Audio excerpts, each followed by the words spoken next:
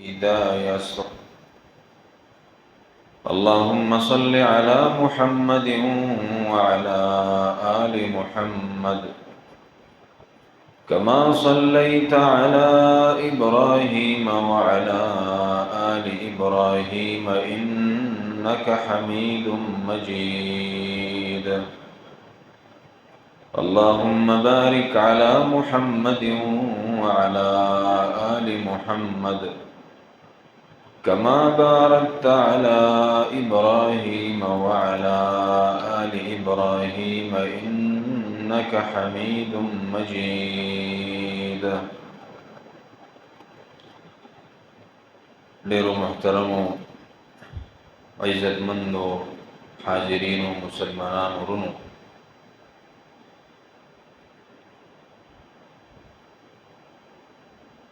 زمونږ استادو ماهانه درس داغي نننی موضوع ده د ذوالحجې د 11 ورځو فضائل.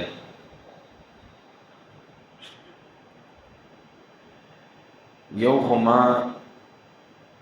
د سورۃ الفجر د اولنی آیتونه تلاوت کړو. الله د سحر پټین باندې قسم کړی دی چې والفجر، فجر د سحر دی ټیم ته وایي، د سحر مونږ ته صلات الفجر ویل کیږي. او بیا الله قسم کړی دی ولیال عشر، په 10 شپو باندې الله قسم کړی دی. او والشفع والوتر،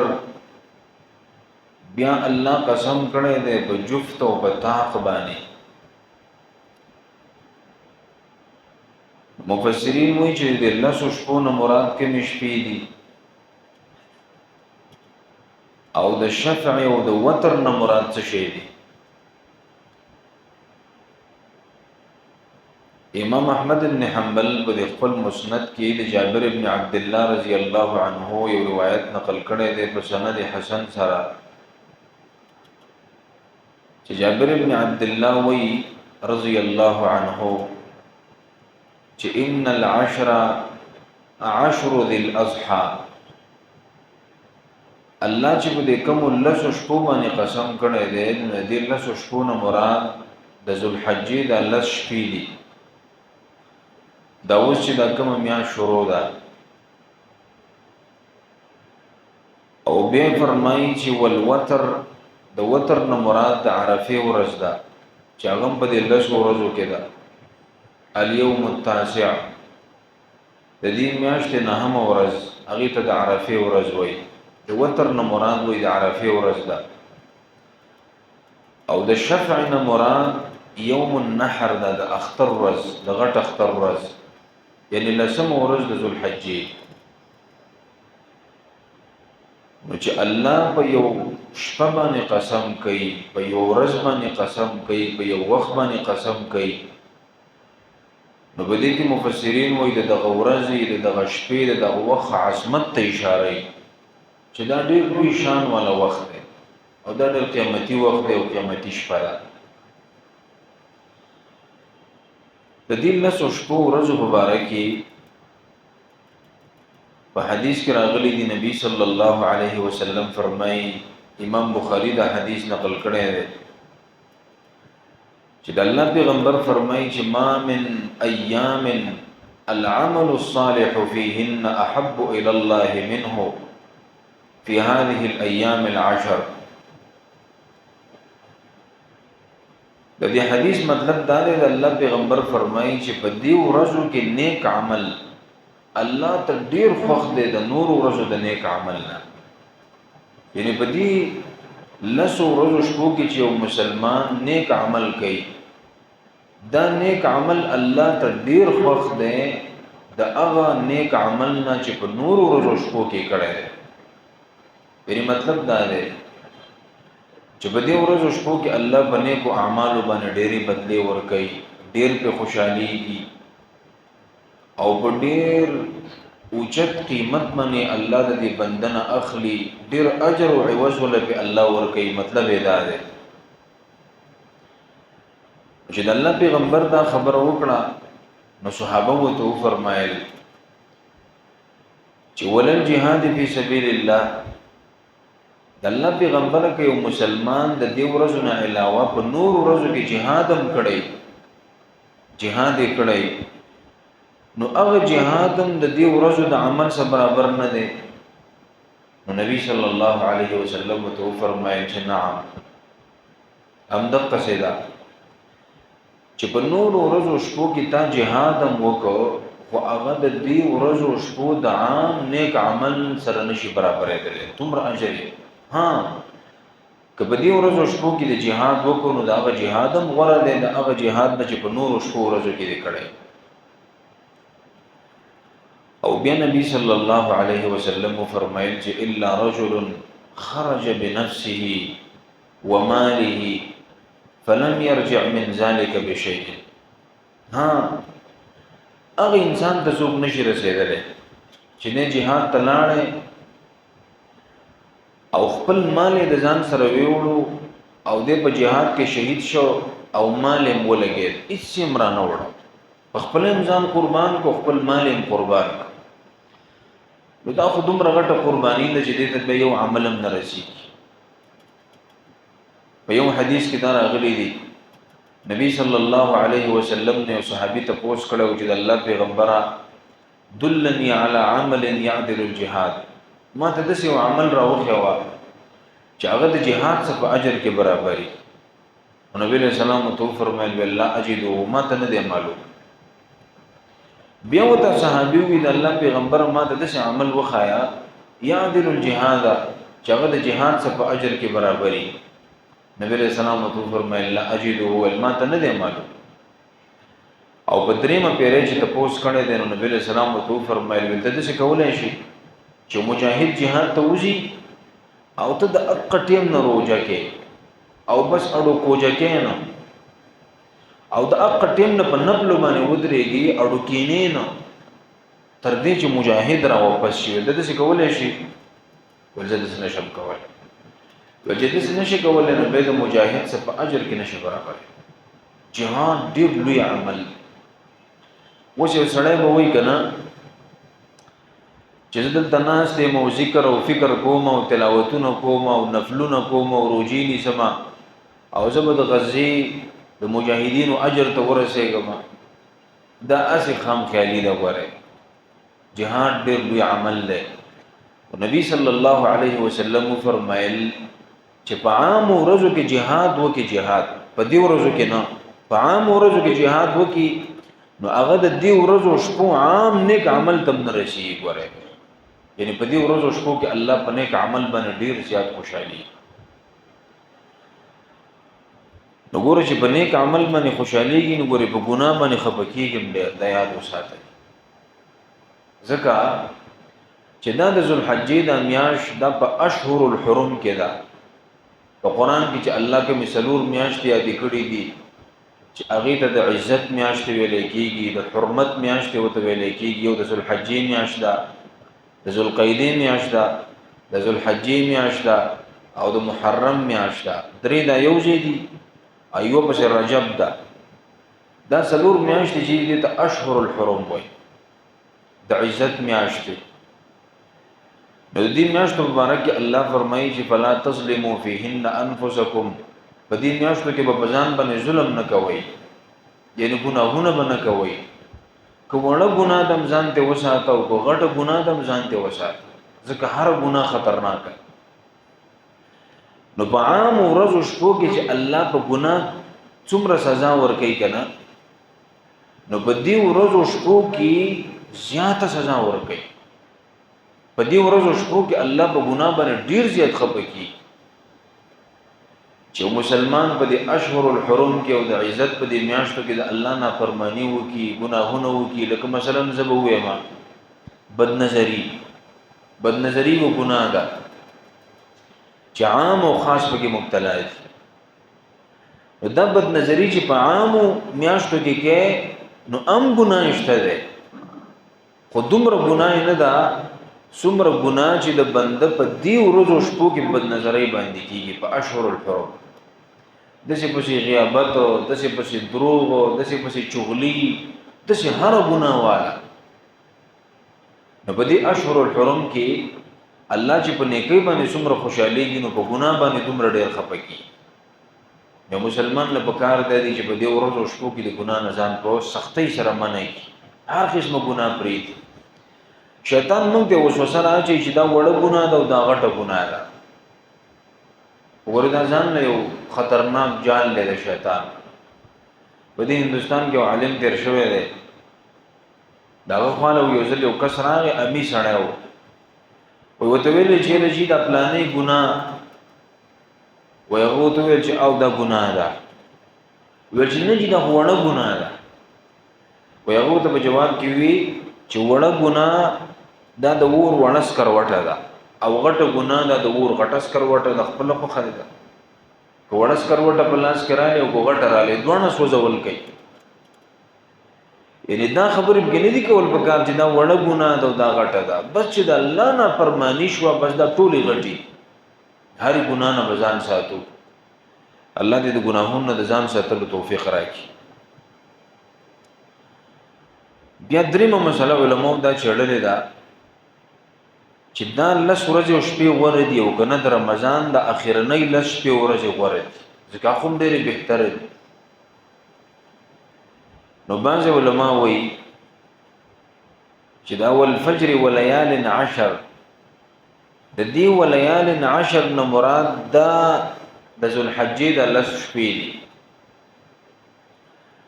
نو بعضی وایي چې د رمضان د اخیر لس ورځې غوره دي او بعضی وایي چې نه د ذوالحجې د اول لس ورځې غوره دي.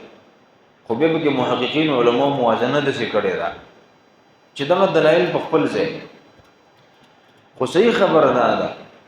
چې د رمضان د اخیرنو لس ورځو شپو فضیلت دی او د دې شپو ورځو فضیلت دی، خو هلته شپې ډېرې غوره دي ځکه چې په هغې کې لیلة القدر. هغه لیلة القدر چې د هغې په باره کې الله فرمایي چې خیر من الف شهر، د دې یوې شپې عبادت د الله په نزد د زرو میاشتو د عبادت نه غوره دی. د زرو میاشتو نه څه کم څلور اتیا کاله جوړېږي. د رمضان د اخیرنو لسو شپو ورځو کې شپه غوره ده ځکه چې په هغې کې لیلة القدر ده، او د ذوالحجې په دې شپو ورځو کې ورځ غوره دي، ورځې بهتره دي ځکه چې په دې کې عرفه ده او د عرفې فضیلت به تاسو وروسته انشاءالله بیان کړو. په دې ورځو شپو کې کوم اعمال کول پکار دي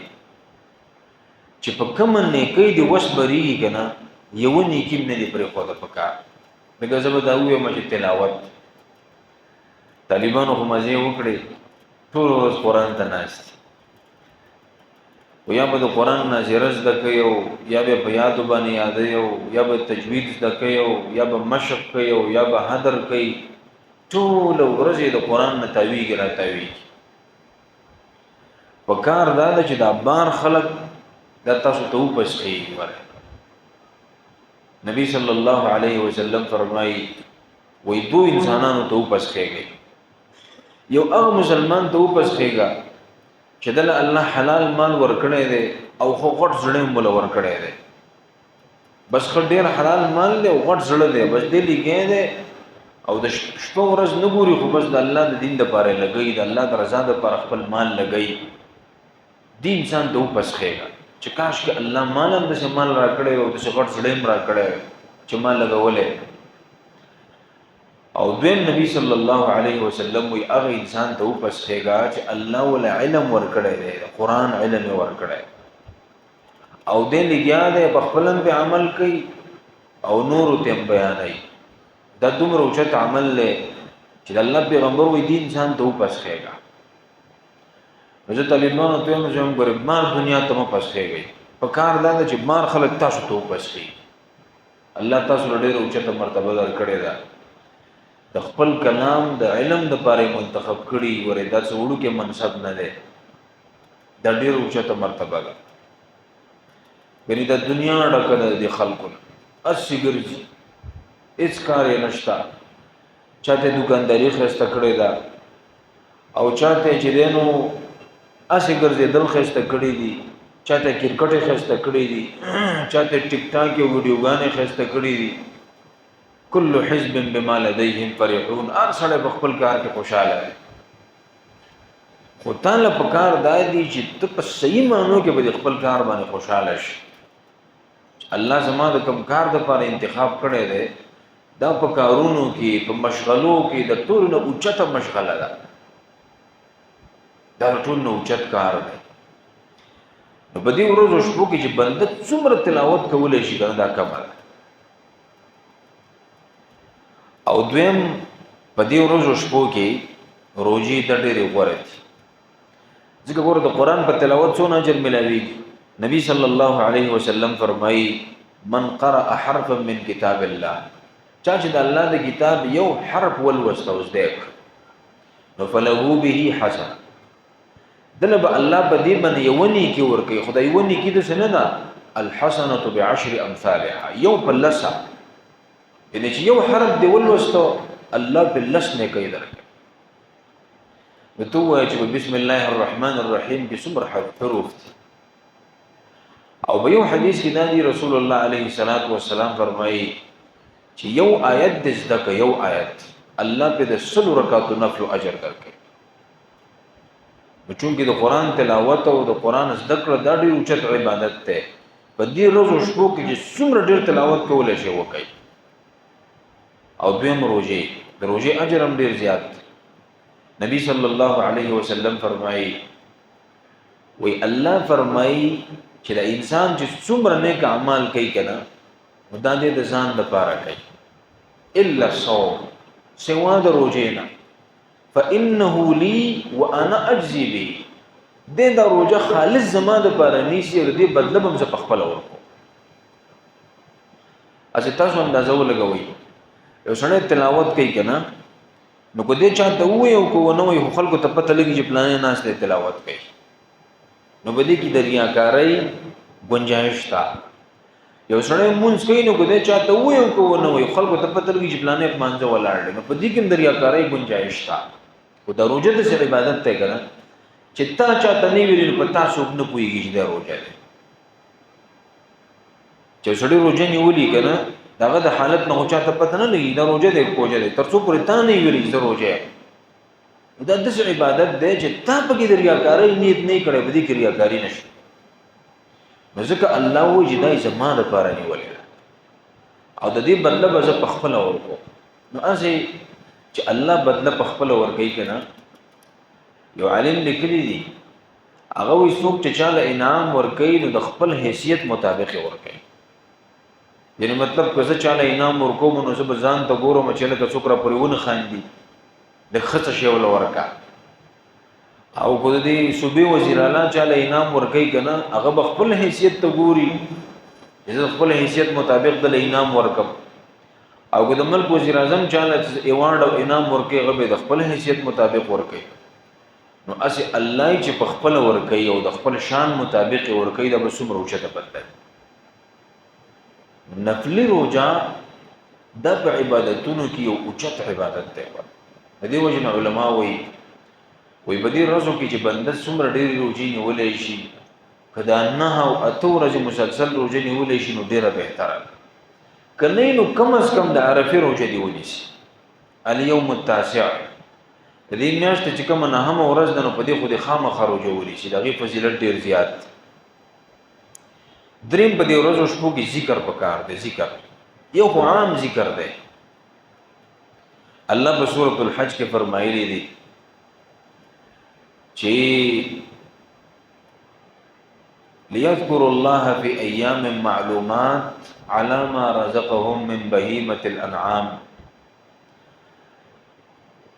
په دې ورځو کې مسلمانانو لپاره پکار دادي چې د الله ذکر وکي الله یاد کی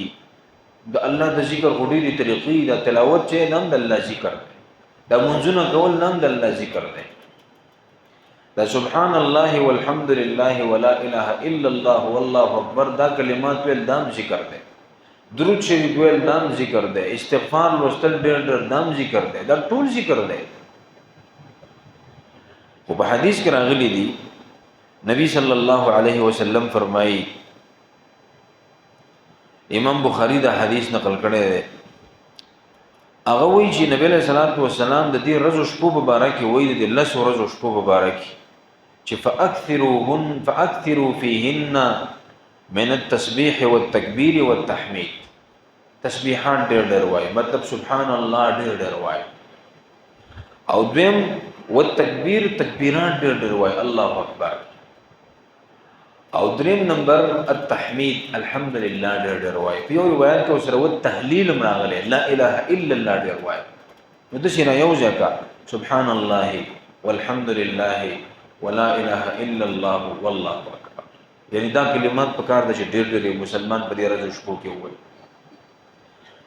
نو دیتا عام ذکر و، یعنی ته پکې عام اذکار وکا، ذکرونه پکې ډېر وکا په دې ورځو شپو کې. ګوره ذکر د عبادت دی کنه، چې په دې کې قبله ته مخ کولم ضروري نه دي، چې هر طرف ته مخ دې به ذکر کولای شي. په دې کې اودس چاندام هم ضروري نه دی، که اودس دې نشته دی نو امې کولای شي. په دې کې په خاص هيئت او کیفیت باندې ناست هم ضروري نه ده، کپلان رواني ذکر کوا، کبه غاڼې کې ناز ته ذکر کوا، کبه مجلس کې ناز ته ذکر کوا، پر حالت کې کولای شي. دا ډېر آسان عبادت دی، اجر ډېر دی او عبادت ډېر آسان دی، انسان ته به هیڅ تکلیف نه ملایوي. نو ذکرونه به ډېر پکار دي. او بیا امام بخاری رحمه الله خود صحابه عمل ذکر کړی دی چې په دې ورځو کې به 3 قسم اعمال صحابه او 3 قسم ذکرونه به کول، تکبیرات به وي. د عمر رضی الله عنه، د ابو هريره رضی الله عنه، د عبد الله بن عمر، د دې درې رائے دا و چې دا تکبیرات چې دي موږ په زور کوم تکبیرات ویو. دا تکبیرات به د ذوالحجې د اول ورځې نه شروع کې تر د اختر د مانځه پورې دا تکبیرات به وي، یعنی ټول 10 ورځې به تکبیرات وي. او به امام بخاری رحمه الله د ابو هريره رضی الله عنه، د عبد الله بن عمر عمل نقل کړی دی چې دا دوه بازار ته وتل او په اوچت आवाज باندې به تکبیرات وي او د ټول بازار خلکو به مسوي. نو په دې بازار کې به یو شور، یو انګازه به وسم مزه به کوله. نو په دې سنت باندې وڅوک عمل کوي، بازارونو د څوک راوځي چې په زور باندې تکبیرات وایي. نو اصل خو په ذکر کې پټواله دی، سره په ذکر په پټه باندې وکی. او چې په کوم ځای کې د نبی صلی الله علیه وسلم او دغه صحابهونو جهر ثابت ته، نو الته په زور ویل باندې به سنت دی ګوره. نو دې دوه صحابه چې د دې عمل دا و چې په دې ورځو کې په بازارونو تر وتل او په زور به تکبیرات او خلکو مسروي. خو یو صحابي به رد نه کړي چې تاسو غلطه کوئ، صحابه وی تایید کړي. دیو جن باج علماء په ټولو کې غوړ عمل دا دی. موږ یو ځل اوس په دلار باندې کته په 2021 کې په تخبه کې مونږه په دې بازار کې تکبیرات په نوم باندې واک کړو، تکبیرات واک. نو به زمخ کې مو خلک را پسیو په دې ټول بازار کې تکبیرات وي. دې مولانو په موټر سایکل روان د شاته به کتل چې دې مولا چل شوی لیونه شوی دی، دماغ خراب شوی یت شي دا نه شهره وېستو. ما ملګرو ته وی ما ویل ان شاء الله د سنت هم را ژوندې کو کنه چې بدی باندې با خدای خبر شګ بدی صدې کې چا عمل کړي. او نبی صلی الله علیه وسلم فرمایي چې من احیا سنتا عند فساد امتی فله اجر 100 شهید. چا چې د فساد په وخت کې زما یو سنت را ژوندې کړ چې خلکو پرې او در ژوندې کړ، الله بوله د 100 شهیدانو مراجعه ورکړي. دو مراجعه لري دې مولانو برته د میسجونه کول بلدانې د شي شروع. اجماع در بخاری حدیث ورولېګ استبغلیش ویل کده بخاری خو منګم ویلو خو دا حدیث پکې منګ نو لیدل. د عبد الله بن عمر رضی الله عنه د ابو هريره د دوه طریقه د قوا او دویم د جمهور امت کوم عمل له هغه د چې د عرفي یو خدای عام تکبیران کې لګا تاسو تموي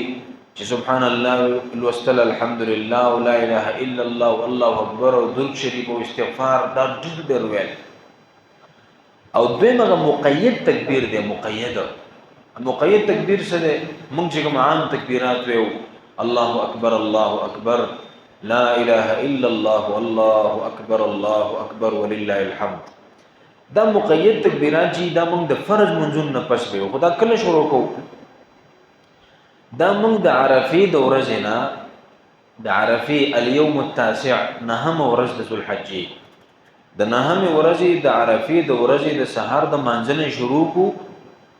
او د عرفې ورځ بیا پسې د اختر ورځ او به ورپسې درې ورځې نورې یعنی د اختر د سلورمې ورځې د ماجیګر پورې موږ د تکبیرات وایو. دې ته مقید تکبیر وایي. دا به په زور زور وایي چې څومره په زور ویل شي سم مزه کوي. او دا به یو پیری وي. زموږ د باندې جمعهونو یو خلک درې پیری وایي. د صحابه کرامو نه یو ځل نقل دی په زور باندې. او کله به وي چې څنګه امام سلام وګرځي نو فوري به شروع کوي. لکه په نور منځونو کې په نور اوقاتو کې په الله پیغمبر استغفر الله الله اکبر استغفر الله دا به درې پیری لوسته. خو په دې ورځو کې د عرفې د ورځې چې کوم مقید تکبیرات شروع شي نو دا به مانځه پسې فوري باندې یو پیر په زور باندې الله اکبر لا اله الا الله الله اکبر ولله الحمد. دا تکبیرات چې دي دا د نبی صلی الله علیه وسلم نه په مرفوع حدیث کې نه دي ثابت خو د صحابو نه ثابت دي. تکبیر د تکبیر د ابن مسعود وای یعنی دا هغه الفاظ دي د تکبیراتو چې عبد الله بن مسعود رضی الله عنه نه نقل دي. او نور روایت هم شته بده کې لکه بده کې یو روایت چې دینو هغه د عبد الله بن عباس رضی الله عنه نه نقل لې داغه الفاظ داو چې الله اکبر کبیره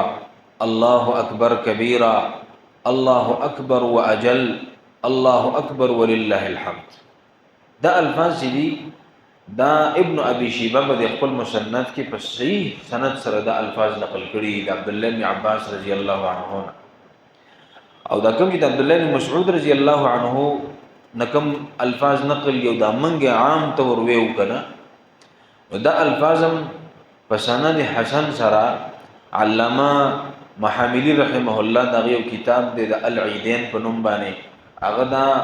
په سند حسن سره نقل کړي د عبد الله بن مسعود رضی الله عنه. د نور صحابونو مختلف الفاظ نقل دي. وګوره دې د تنوع فی العبادت وای. زمونږ د مشایخ چوي کنه چې په دې فرعي مسائلو باندې جګړه مکوي. شیخ القرآن مولانا جوهر الرحمن نور الله مرقده داغه بیانونه چې اوري نو په دې باندې ډېری خبرې کوي. داغه لیکل چې ګوري هغه دا وای چې ګوره د نبی صلی الله علیه وسلم نه کله یو عمل په ډیرو طریقو باندې نقلی نو ته به داسې نه کې چې یوه خبره ټیک ګڼې او د باقي ټولې غلطې ګڼې او د هغه حدیثو نه جوابونه کې چې دا منسوخ دي او دا فلان دي او دا ډینګ دي او د هغې نه جوابونه کې نه داسې ووایه چې دا تنوع فی العبادت دی. د نبی صلی الله علیه وسلم نه د پلانې عمل په مختلفو طریقو باندې نقل لري د دې لپاره چې امت ته اسانی پیدا شي. نو که څوک په یو باندې عمل کوي که څوک په بل باندې عمل کوي که څوک په بل عمل کوي ټول په حق دي چاته هم په ناحق نه وي. لکه اوس دا تکبیرات دي موږ کم تکبیرات ویو کم چې د عبد الله بن مسعود رضی الله عنه نه نقل دي. نو اوس یو سړی به په هغه طریقه تکبیرات وایي کم چې د عبد الله بن عباس نه نقل دي نو ولې موږ بس وایو چې دا غلط دي او یا چې څوک په هغه طریقو نو هغې به موږ ته څه وایي چې دوی په غلطه دي. نه دا غلطه طریقه ده. صحیح طریقه دا ده د جمعیت العربیه یو رساله چاپ کړې ده وړه د تنوع العبادات په نوم باندې او دا د شیخ الاسلام ابن تیمیه رحمه الله د مجموعه الفتاوی نه څه اقتباس را نقل کړی دی. وړه رساله ده ډېره ښکلې او مزېداره تاسو یې وګورئ. نو هغه په دې باندې بحث کړی ډېر ښکلی او دا استلام اول هغه ایجاد کړی وه تنوع العبادات د دې استلام موجود هغه دی او ډېر ښکلې اصطلاح ده ډېرې مسلې پې استواریږي. نو هغه وایي چې د پیغمبر علیه السلام نه یو عمل په مختلفو طریقو نقلي نو په دې کې صحیح طریقه دا ده وایي فالاقتداء بالنبي صلی الله علیه وسلم في ان يفعل هذا تارة وهذا تارة افضل من لزوم احد الامرين وترك الاخر. پدې کې د پیغمبر علیه السلام اقتدا دا اتباع دا چې ته کله په یو عمل کوه کله بل باندې عمل کوه، دا د دین خدا چې ته یو طریقه راټینګه کوي دا بل بیخي پرې دی په زیرو کې ول سره ورکی نشي باندې کې صحیح دا چې کله په یو عمل کوه کله بل باندې عمل کوه په یو باندې عمل کې نو کم از کم دی بل ته غلط نه وي چې دا ټیک نه ده نشي باندې وي یو مشدام د پیغمبر طریقه ده دا د الله د پیغمبر اداګانی دي الله محفوظ کړی دي په یو ادا باندې دنیا په یو ګډ کې څوک عمل کوي په بل ادا باندې په بل ګډ کې عمل کوي په بل ادا باندې په بل ګډ کې عمل کوي په دې اړو جګړې نه دي پکار. نو د تکبیراتو اهتمام په دې لاسو شپو ورځو کې پکار دی چې یو کس د قربانۍ اراده ای نو صحیح مسلم کې حدیث ده نبی صلی الله علیه وسلم فرمایي چې اذا رأيتم هلال ذي الحجه کله چې تاسو د ذل حجې د میاشتې نه کنه سپومې وې نه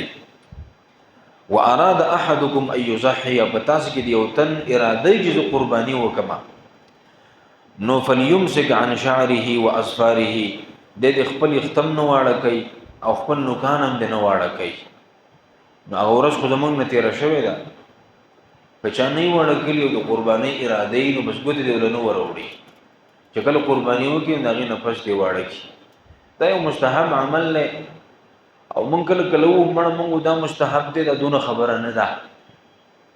چې د پیغمبر علیه السلام امر به موجود دی نو به دې ته موږ ورشي دا مستحب دی او دا سنت مؤکد دی بس پدې کې به خیری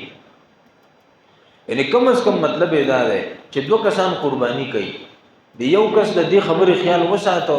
یعنی په دې الله سورزو کې یختې واړه نه کړه نوکان یې واړه نه کړه او بل یو کس یا نوکان واړه کې یختې واړه او دا چا چې نه دی واړه کړي د قربانۍ اجر د هغه چا نه ډېر دی چا چې واړه کړي نو ولې وسړی خپل اجر کمای هیڅ چلم نه کیږي چې سړی یختې واړه نه کی دا څه خو نه سورځي دي کړه یا نوکان واړه نه کی خو به چې ذل حجې میا شروع کی په کار د چې انسان نوکان واړه کی داغه نمخ کې مخ کې یخته داغه نمخ کې مخ کې سم کی چې کوم زیتی ختلی د بدن هغه د مخ کې نه لري بس خبره وي ته ختم شي. په دې له سورز شپو کې یو ورځ را روانه ده چې هغه ته د عرفه ورځ وایي دا ډېره قیمتي ورځ ده تاسو دین اندازه ولګوئ. صحیح بخاری کې حدیث ده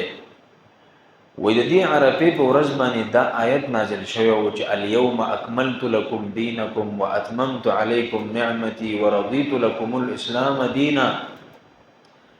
الله الیوم اکملت لکم دینکم نن ما ستاسو لپاره ستاسو دین کامل واتممت علیکم نعمتي ما خپل نعمت په تاسو باندې پوره او ورضیت لکم الاسلام دینا او ما ستاسو لپاره اسلام دین غوړه کو خوښ مې کو منتخب مې کو اسلام بس تاسو د ژوند تیرولو قانوني بس د دې قانون مطابق به ژوندۍ تیروي. دا آیت په کوم ورځ باندې نازل شوه؟ دا د عرفه په ورځ باندې نبی صلی الله علیه وسلم د عرفات په میدان کې او د الله په پیغمبر باندې د آیت نازل شو. تاسو اندازه ولګوئ چې دې ورځ څومره اوچت مقام چې الله ما اکملت لکم دینکم دین می دل کامل کو نعمت می د باندې پورا کو او اسلام می ستاسو لپاره دین غوړ او منتخب ډیره بهترین او خپل ورځ ده. په حدیث کې دا راغلي دي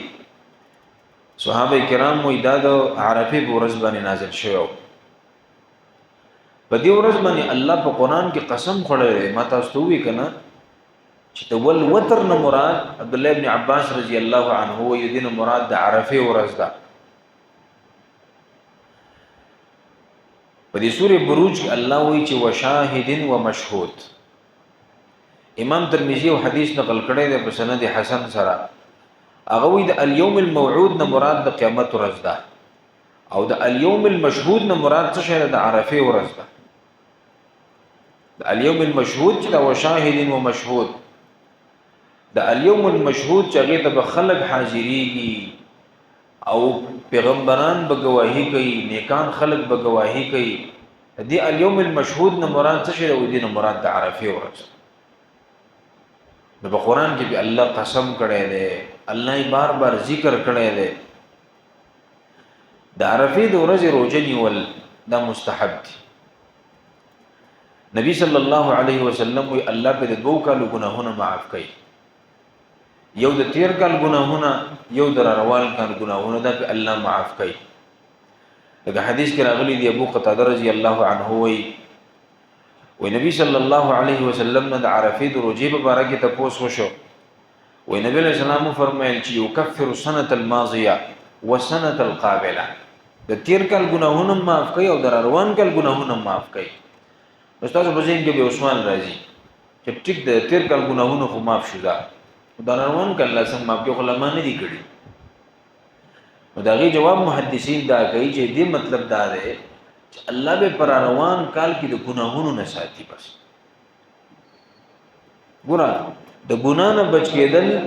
دم د الله په توفیق دی، او نیکی کول دم د الله په توفیق دی. ګوره چې الله توفیق درنه کې هیڅ نشي کول، نو الله به د ګناهونو نه وساتي. د ګناهونو لارې به الله تعالی بندي کی، ګناهونو به تګران ښکارې کی، بس نه به کوي. بیا دا السنه القابله مطلب دا دی چې دا روان کال چې کوم پتا باندې را روان دي، نو الله به دې کې د ګناهونو نه وساتي. د مسلمان د پرده څومره غټه خبره ده. موږ دا ویو کنه چې لا حول ولا قوه الا بالله. دې څه مطلب؟ لا حول ولا قوه الا بالله مطلب هم دقه دی چې د نیکۍ نه د ګنا نه بچ کېدل، د نیکۍ توفیق ملاوېدل بالله، دا صرف د الله په توفیق دی. کوي چې الله توفیق نه ورکړي هیڅ بنده نشي کولای. دا یو ورځ روزه نیول او اجر دومره دی چې 13 کال ګناهونه د تمام شو چې کوم وړو ګناهونه دي کړی، او در روان کال لپاره به الله د ګناهونو نه وساتي. دا ډیر غټه خبره ده زما استاد لپاره. ګورګر عمر هیڅ پته نه لګي چې کله انسان مري. او دویمه خبره ده د عرفه د روزه چې دنو دا به د حاجی نه علاوه عام مسلمانان نشي حاجی باندې د روزه نشته. ځکه صحابه کرام وی نبی صلی الله علیه وسلم سره من کله په حجۃ الوداع کې وو،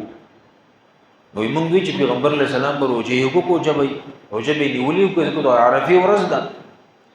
وی نبی علیہ الصلوۃ والسلام ته په یو لوخي کې پي پېښ کړی شو. نبی علیہ السلام هغه پي وسکل، یعنی د عرفه په ورځ نبی علیہ السلام په حج کې روزه نه ونیولې. دا روزه د حاجی د باران د حاجی به نه نيسي، ځکه حاجی ته ډېر ګران کار ور بغاړي په ورځ باندې.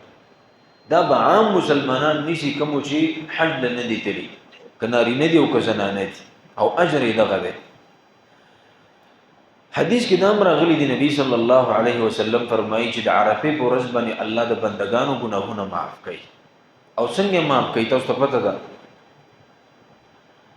حدیث کې دا راغلی دی عائشه صدیقه رضی الله عنها فرمایي، امام مسلم دا حدیث نقل کړی دی چې ما من یوم اکثر من ان يعتق الله فيه عبدا من النار من يوم عرفه. د عرفه په ورځ باندې چې الله څومره خلق د ور نه آزادۍ کنه، دومره په بل یو ورځ باندې نه آزادۍ. د عرفه په ورځ چې الله څومره بندگان د ور نه آزادۍ، د جهنم د ور نه ول نجات ورکړي،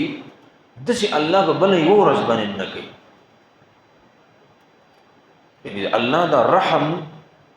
دا د عرفه په ورځ باندې په جوش کې خپل بندگانو لاسه باندې لټي او د ور نه استازادای. خو په دغه ورځ باندې لږه توجه وکړه دا وایي زمونږ نه د عرفه ورځ ته تیر شي خبره متن شو. او بیا نبی صلی الله علیه وسلم فرمایي چې وانه ليدنو، الله دی بندگانو تر نږدې کیږي څنګه چې د الله د شان سره مناسب ده. الله دی بندگانو تر نږدې کیږي. په بعض روایتو کې دي چې الله د دنیا د اسمان تر کوزي د خپل شان او د جلال مطابق. او ثم يباهي بهم الملائکه، خصوصا کم خلق چې حج تلی د عرفات په میدان کې ولاړ دي او الله توخ کې توې کوي، د احرام په دوه چادرو کې سرتور سره الله ته ولاړ دي او الله ته جاړي. نو په دې بندگانو باندې الله د ملائکو په مخ کې فخر کوي چې وګورئ زما دي بندگان. نفحة العرب بتاسو ولولي په درېمه درجه کې یو واقعا پکې دا یو عالم وی زه خپل پلار ستله او حج له خو زه په وخت کې وړو کې ومه و یو سړی نو ولیدو د عرفات په میدان کې چې د احرام دا څادر دی وګین خو شوې ده دا وګین ښکاری سرتور سر ولاړ دی او سخت ګرمي ده سخته پیبل خپې دی په یو ګرم غټه باندې پاسه ولاړ دی او دا اوخ کې روان دي دا اوخ کې بېږي او الله تعالی لاس پورته کړی دی او څه وایي خبره وایي و یا ربي انت وانا اے زما ربا انت تخطي وانا وزخزيما الله تتي او ززي انا العواد بالذنب وانت العواد بالمغفره الله زما عادت دا چې زه ګناهونه کومه د ګناهونو سره عادت ما غافل یم ګناهونه رانه ډیر کی وانت العواد بالمغفره والله ستا عادت دا چې ته مغفرت او بخنه کې الله چې بنده ته وجړي او دوه کې ته دوی کې ته په خپکیږي ته مغفرت کې فغفر لي الله ما ته بخنه وکړه ولما ته مې پلار ویل چې بچي دا سره ته پیژنې ول ما ولچنا ولله ته ویل چې دا د مسلمانانو خلیفہ دی عبد الملک ابن مروان او ولله ته ویل چې انظر الى جبار الارض كيف يتضرع الى جبار السماء د دې زمکه دي زورور ته وګوره کنه د زمکه بادشاہ دی حاکم دی خلیفہ دی چې د اسمان غ زورور ذات ته څنګه فریاد کوي څنګه ته غواړي چل دې صدقه خلک دې سي غواړي نو دی عرفات په میدان کې چې دا کم حاجیان الله ته ولاړ دي کنه وای الله په دیو باندې د ملائکه مخه ته فخر کوي چې وګوره زما دي بندګان د کوم زین راغلي دي مختلف رنگونو والا مختلف نسلونو والا مختلف جبو والا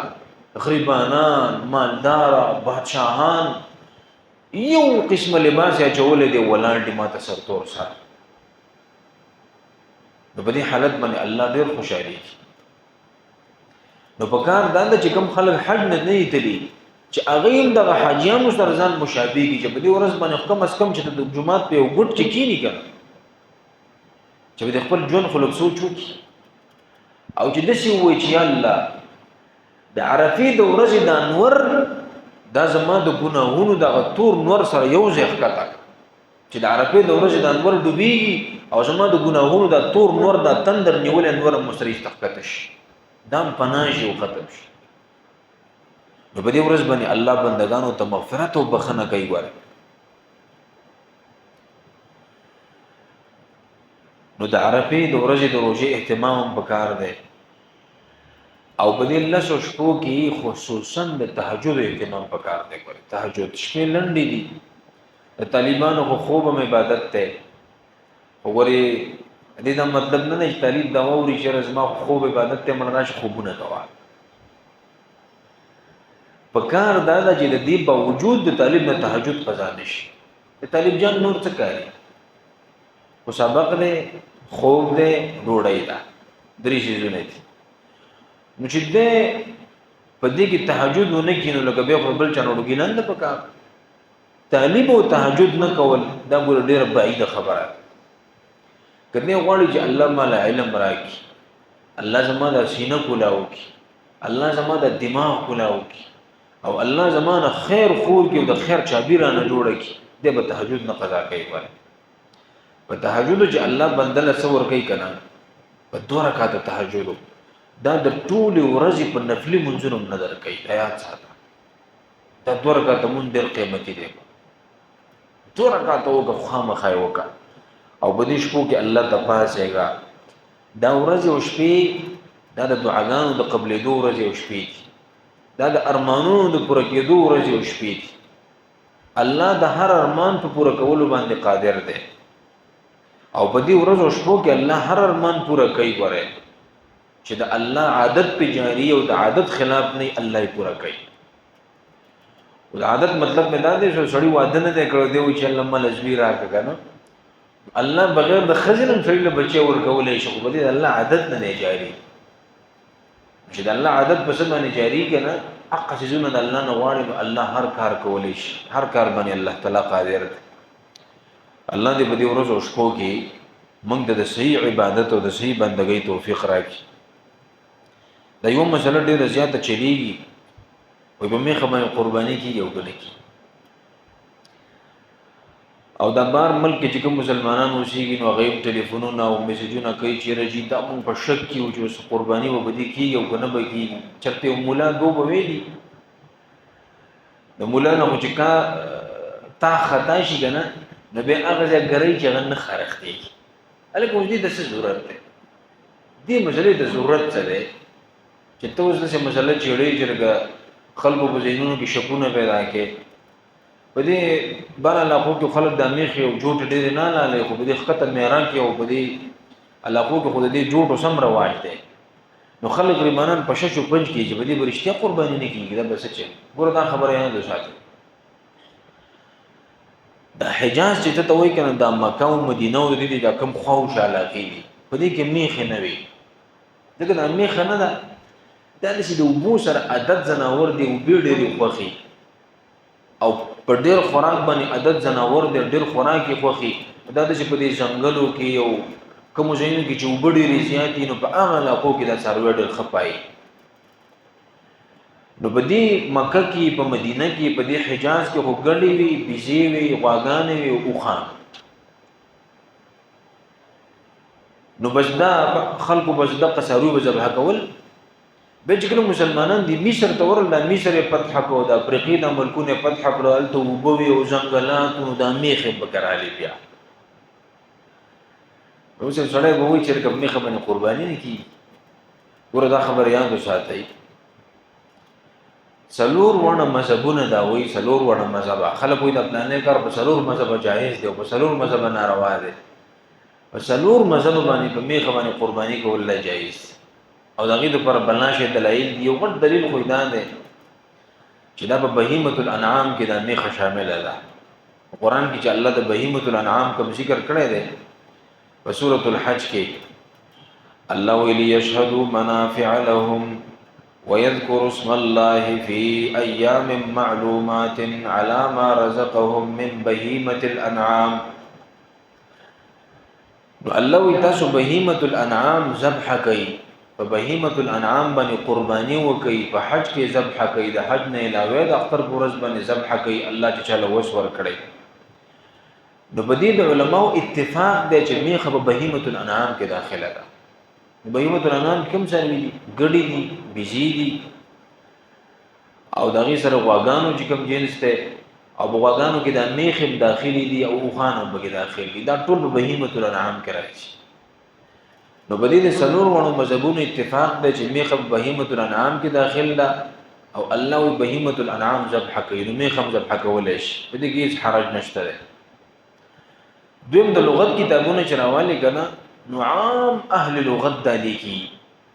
د عربی څومره د لغات کتابونه دي هغه وی چې الجاموس نوع من البقر دی میخه د عربی ژبه کې جاموس وایي وې دا جاموس چې دا میخه وای نوع من البقر دا د غواګانو یو قسم دی غواګانو کې قسمونه دي کنه دا پکې سری غواګانی دي او دا پکې سپینې دي او دا پکې زیړې دي او دا پکې تورې دي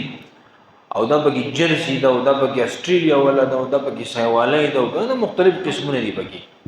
او دا قشان پکې د میخه یو قسم دی وای د لغت کتابونه دا وای دا جاموس چې دا د بقر یعنی د غواګانو یو قسم دی نو دا څوک نشي ویلای چې ګنې دې باندې قرباني نه کیږي یو عالم دی د علامه شجاع الدیلمی الحمدانی په نوم باندې هغه یو کتاب لیکلی دی الفردوس بمأثور الخطاب په دې کې هغه علي رضی الله عنه یو قول نقل کړی دی و علي رضی الله عنه فرمایي چې الجاموس تجزئ عن 7 في الاضحيه الګه بغټ سالي کې اول کې سروي چې دینو په دې یو کس قرباني کولای شي 2 کس او 3 کس او کې نشي شریکېدل دا به صرف یو کس لاله یو حساب او واغانی دي کمیخي دي او اوخان دي په دې کې و کسان شریکېدل شي وی علی رضی الله عنه وی چې الجاموس دا میخه چې دا کنه تجزئ عن 7 دا جائز کیږي عن 7 دو کسانو نه یعنی دو حصونا فی الاضحیه په قربانی په قربانی کې کبدی جاموس کې و کسان شریکیږي نو شریکې دي شي د دې څه مطلب دی مطلب دا چې قربانی کې ذبح کول شي کنه چې علی رضی الله عنه وی چې قربانی بکیږي نو ما تاسو چې مولا میلې لاله شو خلکو ته وی میلې نه لګي چې ګورې دې خبره قرباني نه کی او بل دا چې ابن المنذر رحمه الله په دې باندې اجماع نقل کړی دی اجماع دا یو کتاب دی د الاجماع په نوم باندې پای کې اجماع د امت نقل کړی دی په دې باندې چې دا د غواګانو چې ده کنه د غواګانو یو قسم ده نو په دې وجه باندې په دې باندې قرباني جایز ده ابن عبد البر رحمه الله یو کتاب ده د الاستذکار په نوم باندې هغه په دې کې اجماع نقل کړی د امت چې په دې اجماع ده چې په دې باندې قرباني کی او دا شان ابن قدامه رحمه الله په المغنی کې په دې خبره اجماع نقل کړی ده چې په میخه باندې قرباني کی لہذا که یو سړی اصل میخه سره لګي و زما خپل د میخه وخه نه خوخه د یو کس په خپل د میخه سره لګي کنه میخه د وخه نه ده خوخه نو دا د نوې کم از کم چې قرباني پې نکی او د خلکو په ذهنونو کې شکونه نه دي پیدا کول پکار ځکه دا د وخت دی چې د امت ډیر ځپلې شوی دی او ډیر دردېدلې دی د دې امت نورې بلا شه مسلې ډیر لانجې ورپسې نو ذهنونه نه دي راکنستل پکار چې تاسو نه مسلې رو باسي خلکو په ذهنونو کې شکوک او شبهات پیدا کی لہذا څوک چې میخه باندې قرباني کوي نو په اتفاق د امت باندې په دې باندې قرباني کولای شي په دې کې اس قسم حرج نشته بلې یو مسله ملګری ته پوښتنه ده چې په حدیث کې د خالی په ورځ باندې د روزې د نیولو نه من راغلی ده نو کو په دې ورځ کې څوک د خالی په ورځ باندې روزه نیسي روزه کیږي او کنه کیږي دا مشهور حدیث د امام ابو داود نقل کړی په خپل سنن کې امام احمد بن حنبل نقل کړی دا حدیث چې پیغمبر علیه السلام وی چې لا تصوموا یوم السبت د خالی په ورځ باندې روزه منی سي الا فيما افترض عليكم ها اگر روزه نیولې شي چې کومه فرضي روزه یعنی که د خالی د ورځې روزه د رمضان روزه نشي د خالی په ورځ روزه نه نیولې شي فإن لم يجد أحدكم إلا لحاء عن عنبة او عود شجره فليمزخه وې د خالی په ورځ باندې روزه منی شي قبل څه ته نه ملاويږي د انګور پوستکه ته ملاويږي د انګور د دانې پوستکه او یا ته د ونی یو خسنه ملاويږي نو هغه په خله کې وچی چا او دغه خوان تیر کا خروجه به ما ته د خالی په ورځ روزه منی سه دا حدیث امام ابو داود هم نقل کړی دی او امام احمد بن حنبل په خپل مسند کې نقل کړی دی او دې په اړه کې چې کوم جهابزه علما دي لولي علما چې هغه علما د جرح او تعدیل وای هغه د حدیث تصحیح او تضعیف کوي نو هغه علما د حدیث مبارک وای چې په سنده اضطراب په سند کې اضطراب او ضعف پکې ده او دویم دا چې وفي متنه نکارت و شذوذ په دې متن کې نکارت او شذوذ دونه پراته دي دا اصطلاحات دي طالبان به روستو ان شاء الله بیا زده کی په دې باره کې مشهور محدث امام زهري رحمه الله وی او امام اوزاعي وی دا حدیث منکر دی نو ندی بیانول پکار او قابل عمل نه دی امام مالک رحمه الله وی هذا کذب دا دروغ دی یعنی مطلب دا چې بدی عمل نه دی کول پکار مشهور عالم دی یحیی بن سعید القطان رحمه الله وی ضعیف دا حدیث ضعیف ته امام ابو داود چې په خپل کله دا حدیث نقل کړي نو په اخر کې وسره وی هذا منسوخ دا حدیث منسوخ دی څه مطلب متروک العمل له بده باندې عمل پر خود له شوی نو څوک چې دا حدیث پېښ کوي او دا خبره کوي چې د خالی په ورځ باندې د روزې نه من راغلی دا نو دا خبره کمزورې ده د خالی ورځ باندې څوک روزې نشي بالکل نه ولې شي دویم بعضې ملګرو وایي چې یاره د جمعې په ورځ هم د روژې نه منع راغلې ده، دا خبره ټیک ده. په صحیح حدیث کې دا راغلی دی، نبی صلی الله علیه وسلم وایي د جمعې په ورځ باندې به یوازې روژه نه نیسئ. د جمعې ورځ دا په روژه باندې مه خاص کوئ. الله پیغمبر به د جمعرات په ورځ روژه نیوله نفلي، د پیر په ورځ به روژه نیوله نفلي، د ایام بیز روژې چې دي که نه، د 13 14 15 دا روژې به یې نیولې، د عرفې روژه به یې نیوله، د عاشورې روژې به یې نیولې، د شوال د نفلي روژې به یې نیولې، دا شپږ. دا د پیغمبر علیه السلام عادت مبارک.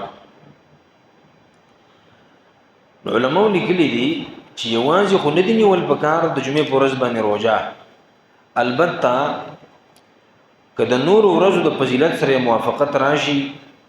نو به یې نیولی شي. لکه مطلب د جمعې ورځ، د عرفې ورځ د جمعې په ورځ باندې راغله نو نیولی شي. د ایام بیز روژې نیسي، د 13 14 15 ایوه روژه به کې د جمعې په ورځ باندې راغله نو نیولی شي.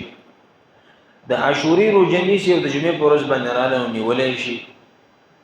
په دې کې به هېڅ بدي نشته دی. که بل فضیلت سره ملګری شو نو به یې نیولی شي، خو خالص که ته نفلي روژه نیسي نو به یې نشي نیولی. د جمعې په ورځ باندې دې نه منع راغله. بس دا خو داسې سنګینه شان مسله ده. که د پاکستان او د سعودي عرفه دا ځل بیا جدا جدا ده. ځکه هغې میاشت موږ نه ورځ مخکې لیدلې ده او موږ وروسته لیدلې ده. داسې په کار خو اتفاق خو چې نه راځي نو بس بیا موږ لږ زور نه دي لګول په کار. موږ پاکستان کې اوسېږو، هغوی په سعودي عرب کې اوسېږي. سعودي عرب خلک به د هغه ځای په لیدلو باندې روژه نیسي او موږ به یې دې ځای په لیدلو باندې نیسو. اوس د عامو خلکو په ذهنونو کې یوه خبره ناسته ده، هغه دا ده چې عرفه دې ته ویل کېږي په کومه ورځ باندې چې حاجیان په عرفات کې ولاړ دي. وګوره دا خبره یاد وساتئ، دا تعریف په یو کتاب کې هم نشته. دا کوم تعریف چې موږ مشهور کړی دی که نه، دا په یو کتاب کې هم نشته چې عرفه هغه ورځ ته ویل کېږي په کومه ورځ چې حاجیان په عرفات کې ولاړ دي. چې کوم کتاب هم راغلی نو دا یې لیکلي چې عرفه څه ته وایي؟ الیوم التاسع من ذی الحجه. عرفه د ذوالحجې د میاشتې 9 تاریخ ته وایي. نو چې په کوم ورځ دلته 9 تاریخ دی، دلته په هغه ورځ باندې عرفه ده. په کوم ورځ چې سعودي عرب کې 9 تاریخ دی نو هلته په هغه ورځ باندې عرفه ده. په دې جګړې نه کول پکار. بس دا یو بل مسله ده، مسله د اختلاف المطالع. نو اختلاف د مطالع خوشته دی، دي خو متقدمین هم قایل دي او متأخرین هم قایل. اوس د اختلاف د مطالع له اعتبار شته او که نشته؟ د اعتبار څه مطلب دی؟ دا د شریعت په مسایلو باندې اثر انداز کېدی شي او که نه شي. ان روجو اختر سره مختلف کېدی شي او که نه شي. متقدمین علماء رائے دا ده چې اختلاف د مطالع له اعتبار نشته. البته متأخرین وایي چې اختلاف د مطالع له اعتبار شته. نو په سعودي عرب کې روجو میاشت ولیدلی شي او پاکستان کې نه لیدلی شوي، یعنی چې دومره فاصله یې که نه چې د ورځو د شپو فاصله یې او یا د ګنټو فاصله یې، نو که دلته خلک جدا اختر کوي او هلته جدا کوي نو خیر دی، په دې ګنجایش شته دی. لوی لوی علما دي مړه، موږ پکې لا څوک یو لوی لوی علما دي چې هغوی وایي دا کار جایز دی او د دلایلو اختلاف دی، نو مسعودي باندې چل چاړ نه دی پکار. که څوک د دې نه مطمئن چې یاره سعودي عرب څه پکار دی، بس د هغه سره دې کوي. او زمونږ د استادانو او زمونږ د ټولو رایه خدا ده چې پاکستان کې موږ دلته اوسېږو، د ملک خپل یو نظام دی، خپل یو کمیټي ده د رؤیت او باقي ډېر لوی لوی علما پکې، د هر مکتب فکر علما پکې دي، ښه محققین خلک پکې دی. نو موږ له پکار دا دي چې موږ د دې خبره ومنو او دې رؤیت له اعتبار ورکړو. الله رب العالمین د عمل توفیق راکړي. الحمد لله رب العالمین عدد خلقه ورضا نفسه وزینة عرشه ومداد کلماته. الله مونږ چې سوي او سم واورېد، الله په دې د عمل کولو توفیق راکړه. الله زموږ دا ناسته قبوله کړه. رب العالمین مبارکې شپې ورځې دي، الله زموږ د عبادت قبول او منظور کړه. الله زموږ د حاضري قبول او منظوره کړه. الله په دې ورځو شپو کې الله مونږ له د صحیح عبادت توفیق راکړه. الله د ډېر عبادت توفیق راکړه. الله ته خپلو بندګانو ته بخښنه کې، الله زموږ د ټولو مغفرت نصیب کړه. الله زموږ ګناهونه معاف کړه. الله زموږ لوی واړه ګناهونه معاف کړه، پټ او ښکاره ګناهونه معاف کړه، انفرادي اجتماعي ګناهونه معاف کړه. رب العالمین ته خپل بندگان د جهنم د اور نه ازادې، الله مونږ ټولو ته د جهنم د اور نه ازادي راکړه. الله به دې حاضره مجمع کې د مسلمانانو به د ځان سره ډېر حاجتونه راوړي، ډېر ارمانونه به په زړونو کې راوړي. الله ته د هر ارمان په پوره کولو باندې قادر یې. الله زموږ د ټولو جایز ارمانونه پوره کړه. الله زموږ د ټولو ضرورتونه پوره کړه. الله د خپل غیبی خزانو د غید پوره کولو بندوبست وکا. الله د طلبه کرام ستا د کلام د زده کړې لپاره راغلي دي، د علم لپاره راغلي دي. الله تی سینې او زړونه د خپل کتاب علم ته کلاو کا. الله بهترین بندگان ته جوړ کا، علما ربانیین ته جوړ کا، بهترین قاریان د قران ته الله تعالی جوړ کا. الله زموږ د ټول لپاره جاری صدقه وګرځوا. رب العالمین زموږ د ټول حافظ او ناصر شه. الله زموږ بیمارانو له صحت ورکا. الله زموږ د بیمارانو مونږ چې څوک بیماران دي په کورونو کې څوک بیماران دي الله بیماری په صحت باندې بدل کا. الله خپل لاندې دارو کا، علاجونو کې خیر او برکت واچوا. الله د چا اولاد نشته نیک عمل او صالح اولاد ولور کا. الله د چا نارینه اولاد نشته نیک عمل او صالح نارینه اولاد ولور کا. الله په کورونو کې به اتفاقی دي الله د پمن او محبت باندې بدل کا. الله امت کې ډېر لوی اختلاف دی د علماو په منځ کې د عام خلکو په منځ کې. الله زموږ د ټول اختلافات ختم کا. الله مونږ متفق او متحد کا. الله مونږ ټول په کلمه باندې رايوځای کا. الله په خپل بندګۍ باندې رايوځای کا.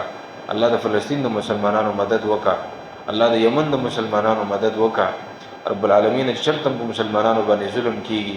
الله د مظلومیت د دور نور ختم کا. الله رب العالمین مسلمانان په دنیا کې محکوم دي، الله مظلومان دي، الله حکومت نشته ده دنیا کې، اسلامی ریاست نشته ده، اسلامی خلافت نشته ده. الله د دنیا د مشرۍ د واګي الله مسلمانانو له بلاس کې ورکا.